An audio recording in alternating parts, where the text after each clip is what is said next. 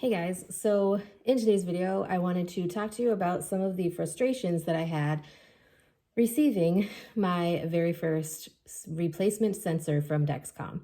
So my irritations actually started while I was doing the live chat with the Dexcom representative because I was told when I got my first Dexcom, or when I first got Dexcom, I should say, that you did not need to calibrate the sensor.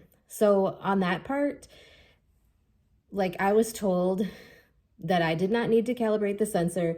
And so that's not really Dexcom's fault, but it was a little bit irritating that that's what I was told and that wasn't the truth.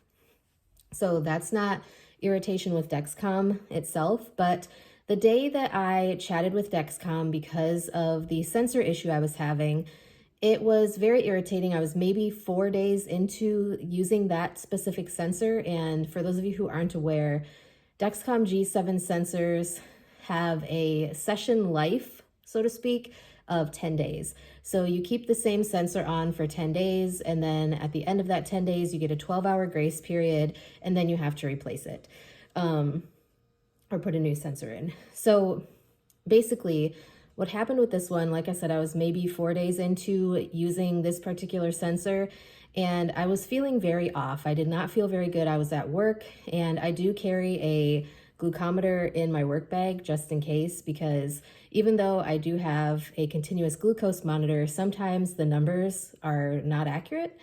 And it also lags behind because continuous glucose monitors, at least the Dexcom, I'm pretty sure all of them are like this. But Dexcom specifically, since that is what I have, measures interstitial fluid, not blood. So when you put the sensor into your body, it is measuring interstitial fluid. It's not actually measuring blood like a finger stick would. I don't know why I went off on that tangent, but it can be like a little bit behind an actual finger stick reading. So I just felt very off. And so I was talking to someone who has a lot of experience with diabetes and blood sugar readings and things like that, because this person is a type 1 diabetic. And so I was just like talking to them and telling them how I felt. And I took a finger stick reading because I just felt very off and it didn't feel right at all. My Dexcom was saying that I was a lot lower than I was, and which was weird because it said that I was lower. The finger stick said I was higher than I was, and it was way off. It was like over 100 points off. And so it's definitely concerning. So the person that I was talking to suggested that I contact Dexcom and ask for a replacement, because you're supposed to be able to get readings within 20 points of a finger stick using a sensor. Obviously, I was way off. So I chatted with Dexcom, and she asked me, the representative asked me if I had done a calibration. And I said no, because I was told that I didn't need to calibrate anything. So I didn't, of course, but she had me check. Sorry, I'm looking at the weird clouds out the window. We're in the middle of a thunderstorm right now. But anyways, she had me check my blood sugar via finger stick like 3 or 4 different times while I was on this live chat with her. And I had already checked it twice before I even contacted them. So thankfully, I don't have to use my glucometer very often, but obviously it's a good thing that I have one for situations such as this.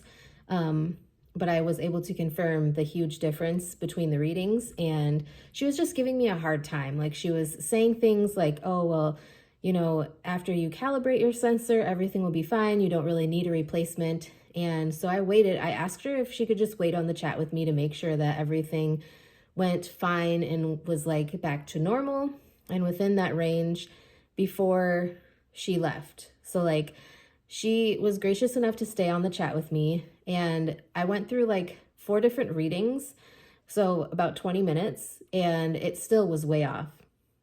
And so at that time, she kind of got a little bit of an attitude with me, and so I just left the chat. And then a couple days later, I actually got an email from Dexcom about my replacement sensor being shipped out. So thankfully, I was able to get a replacement sensor because that sensor was faulty. They actually had asked me to stop the sensor, but I didn't get that email until like it was letting me know the replacement sensor was shipped.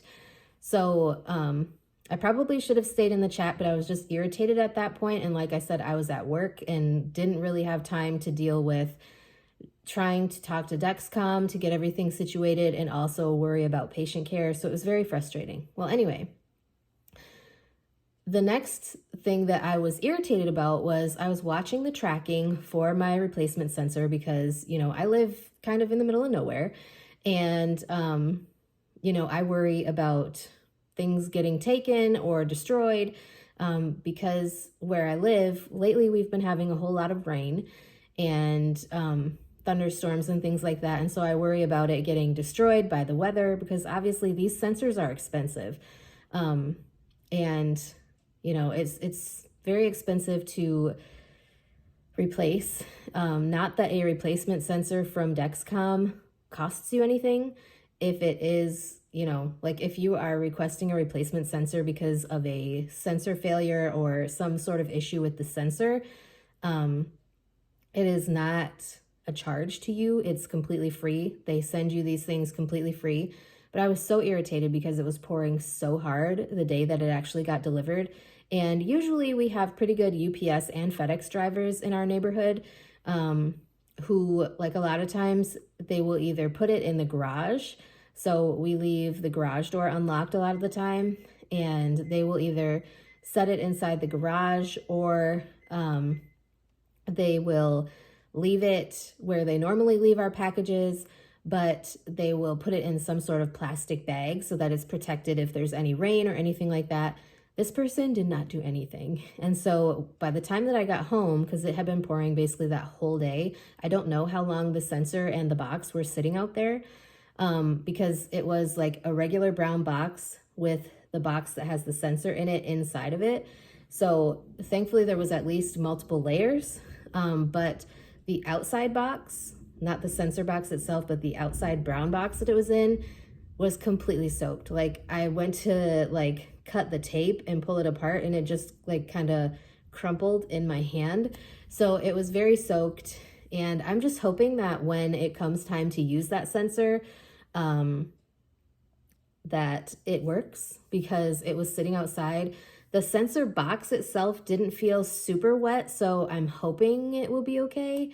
But yeah, it was just frustrating to deal with attitude from the Dexcom rep in the first place, and then to like have to worry about all of that stuff, which it's not really a frustration with Dexcom, but it's a frustration with like there's a particular person in our neighborhood who's been complaining about the UPS and FedEx drivers leaving things in people's garages, and they kind of did it as a courtesy, but now because this person complained, they aren't doing it anymore. So they're leaving it outside, and you know, things are getting ruined.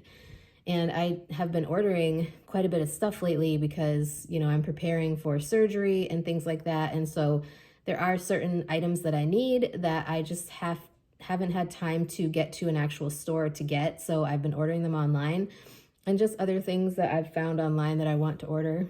But yeah, it's frustrating because it makes me worry about the expensive things that I order. But yeah, anyways, I just wanted to share that frustration with you guys. If you guys have talked to Dexcom, have you dealt with customer service people or product support, I think is what they call it? Have they gotten attitudes with you, or are they usually helpful? Maybe I just got somebody who was having a bad day. I don't know. But anyways, just thought that I would share. Hopefully, if you need a replacement sensor, the process is a little bit easier for you and you don't have to worry about like your stuff getting wet or things like that, because yeah, I have that worry. But anyways, hopefully the sensor works. I'll let you guys know how the sensor works when I actually insert it. I'm currently on day 3, I think, of the current sensor that I have, so I have 7 days left. But yeah, anyways, I will talk to you guys in my next video.